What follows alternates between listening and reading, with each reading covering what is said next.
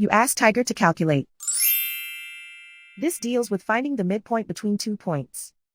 The midpoint between the 2 points is -45, -4.5. Let's solve it step by step. Plot the 2 points and calculate the midpoint using the formula. The coordinates of point 1 are, x1 equals -15, y1 equals 63. The coordinates of point 2 are, x2 equals -75, y2 equals -72. PM represents the midpoint of the 2 points.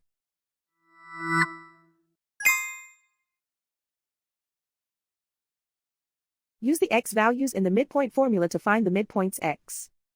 x1 equals -15. x2 equals -75. Simplify the arithmetic.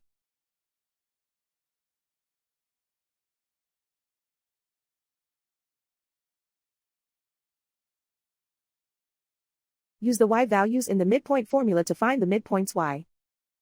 y1 equals 63.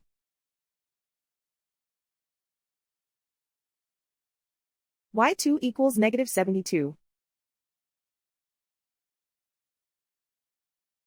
Simplify the arithmetic.